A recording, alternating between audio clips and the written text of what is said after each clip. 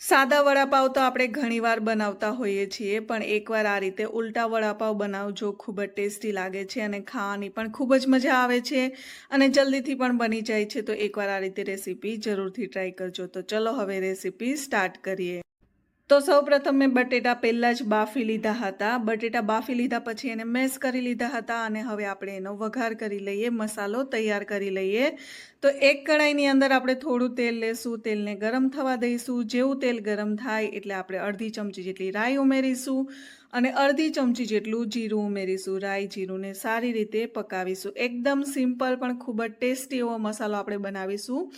અહીંયા આપણે 1/4 ટીસ્પૂન જેટલી હિંગ ઉમેરીશું. હિંગ ઉમેરી દીધા પછી ડુંગળીથી આપણે વઘાર કરીશું. તો એક મોટી સાઇઝની ડુંગળી આ રીતે કટ કરી લીધી છે. તો ડુંગળી ઉમેરી દેશું અને સાથે લસણને પણ આપણે ટુકડાઓ કરી લીધા છે. લસણને પણ ઉમેરી દેશું. ડુંગળી અને લસણને તેલમાં સારી રીતે પકાવીશું. ડુંગળી થોડી બ્રાઉન રંગની થઈ જાય ત્યાં સુધી સારી રીતે આપણે તેલમાં જ ફ્રાય કરી લઈશું. તો બધી વસ્તુને સારી રીતે મિક્સ કરી લઈશું. તમને મારી રેસીપી કેવી લાગે છે નીચે કમેન્ટ કરીને જરૂરથી કહેજો અને તમને જો મારો વિડીયો ગમતો હોય તો તમારા ફ્રેન્ડ્સ એન્ડ ફેમિલીમાં પણ જરૂરથી શેર કરજો.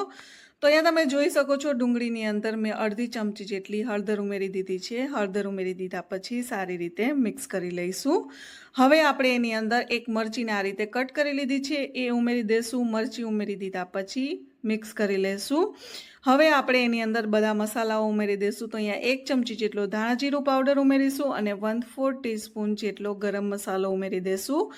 બંને મસાલા ઉમેરી દીધા પછી બટેટા જે મેશ કરીને લીધા છે એ આપણે એની અંદર ઉમેરી દઈશું અને સારી રીતે મિક્સ કરી લઈશું.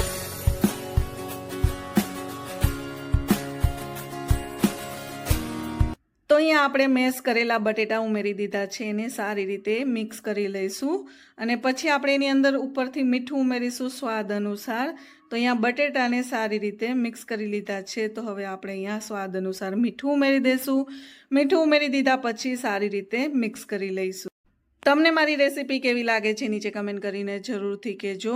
અને અહીંયા આપણે ગાર્નિશિંગ માટે કોથમરી ઉમેરી દઈશું. મસાલો તૈયાર થઈ ગયો છે. આ સમય ઉપર જો તમારે લીંબુ અને ખાંડ ઉમેરવી હોય તો પણ તમે ઉમેરી શકો છો. એનાથી ખાટો મીઠો ટેસ્ટ મસાલાનો ખૂબ જ સરસ આવે છે. પણ મેં અહીંયા એકદમ સિમ્પલ રીતે મસાલો તૈયાર કરી લીધો છે. મસાલો અહીંયા તૈયાર થઈ ગયો છે. તો હવે આપણે અહીંયા ચણાના લોટનું મિશ્રણ તૈયાર કરી લઈએ. તો મેં અહીંયા થોડો ચણાનો લોટ લીધો છે, એની અંદર હળદર ઉમેરી દીધી છે અને અહીંયા સ્વાદ અનુસાર આપણે મીઠું ઉમેરી દઈશું અને અહીંયા ચપટીક જેટલા જે ભજીયાના સોડા આવે છે એ આપણે અહીંયા ઉમેરી દીધા છે. બસ આટલી જ વસ્તુ લેવાની છે. હવે આપણે ધીમે ધીમે પાણી ઉમેરી અને સારી રીતે મિક્સ કરી લઈશું. તો અહીંયા પાણી આપણે એટલું જ ઉમેરીશું કેમ કે અહીંયા એકદમ પાતળું પણ નહીં અને ખૂબ જ ઘાટું પણ નહીં, એ રીતનું મિશ્રણ આપણે તૈયાર કરી લઈશું. તો આ રીતે થોડું થોડું જરૂરિયાત મુજબ પાણી ઉમેરતા જઈશું.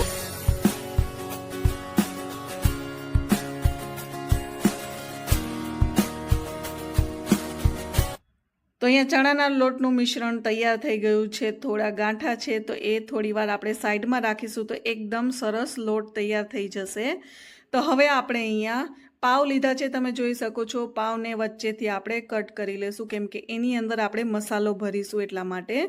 તો આ રીતે આપણે કટ કરી લઈશું. તો તમે અહીંયા કોઈ પણ પાવ લઈ શકો છો. મને આ પાવ અવેલેબલ મળ્યા હતા અને એનો ટેસ્ટ પણ સરસ લાગે છે. મેં આ રીતના પાવ લીધા છે.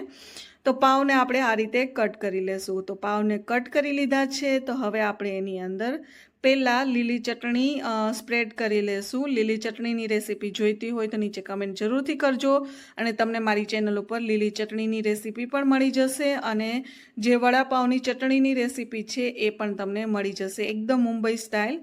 તો એની રેસીપી તમે નીચે ડિસ્ક્રિપ્શન બોક્સમાં જોઈ શકો છો. તો અહીંયા તમે જોઈ શકો છો આપણે વડાપાવની જે ચટણી આવે છે એ ઉમેરી દીધી છે. હવે આપણે મસાલાને ઉમેરી દઈશું. તો જે આપણે બટેટાનો મસાલો તૈયાર કર્યો હતો એને આ રીતે આપણે ઉમેરી દઈશું. તો આપણે ઉલટા વડાપાવ બનાવીએ છીએ એટલા માટે મેં અહીંયા વડા નથી બનાવ્યા બટેટાના. આ રીતે આપણે તૈયાર કરીશું. તમે અહીંયા જોઈ શકો છો. આના માટે વિડીયો છેલ્લે સુધી જરૂરથી જોજો. આ રીતે બનાવશો તો પણ તમને વડાપાવ ખૂબ જ ટેસ્ટી લાગશે. તો અહીંયા બટેટાનો મસાલો ઉમેરી દીધો છે. ઉપરથી આપણે વડાપાવની ચટણી ઉમેરી દીધી છે. તમે જેટલું તીખું ખાતા હોય એ મુજબ ચટણી ઓછી વધતી કરી શકો છો. હવે બધી જ વસ્તુ ઉમેરી દીધી છે તો ઉપરથી ચીઝ ઉમેરી દઈશું. ચીઝથી વડાપાવનો ટેસ્ટ ખૂબ જ સરસ આવે છે. જો તમને ચીઝ ના ભાવતું હોય તો તમે એને સ્કીપ પણ કરી શકો છો. બસ આટલી જ વસ્તુ ઉમેરવાની છે. હવે પાવને આ રીતે આપણે બંધ કરી દઈશું અને જે બહારનો જે મસાલો નીકળ્યો છે એને પણ સારી રીતે દબાવી દઈશું એટલે એક સરખું થઈ જશે. તમે અહીંયા જોઈ શકો છો આ રીતે વડાપાવ બનાવજો. ખૂબ જ ટેસ્ટી બને છે અને એકદમ જલ્દીથી બની જાય છે. જો તમે આ રીતે ના ખાધું હોય ક્યારે ઉલટા વડાપાવ તો એકવાર આ રીતે જરૂરથી રેસીપી ટ્રાય કરજો. અને તમે જ્યારે પણ રેસીપી ટ્રાય કરો ત્યારે નીચે કમેન્ટ કરીને જરૂરથી કહેજો કે તમને મારી રેસીપી કેવી લાગી.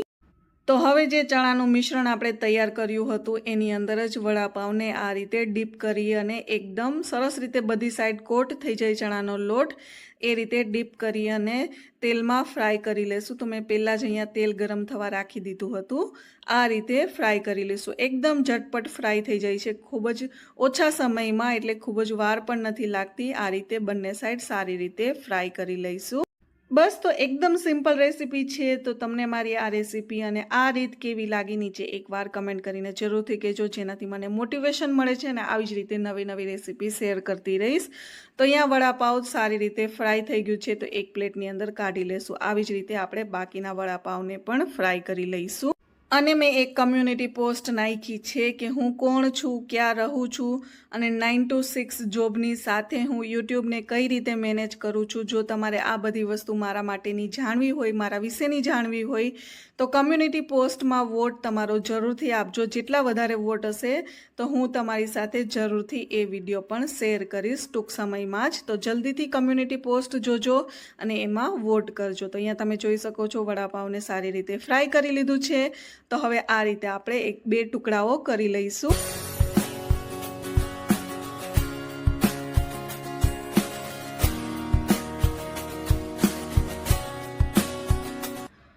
તો અહીંયા તમે જોઈ શકો છો ચટણી છે, ચીઝ છે, મસાલો છે, એકદમ સરસ લેયર તૈયાર થઈ ગયા છે અને ખૂબ જ સરસ એવું અહીંયા ઉલટા વડાપાવ બનીને તૈયાર થઈ ગયું છે ને એકદમ સિમ્પલ રેસીપી. તો તમને મારી આ રેસીપી કેવી લાગી નીચે કમેન્ટ જરૂરથી કરજો.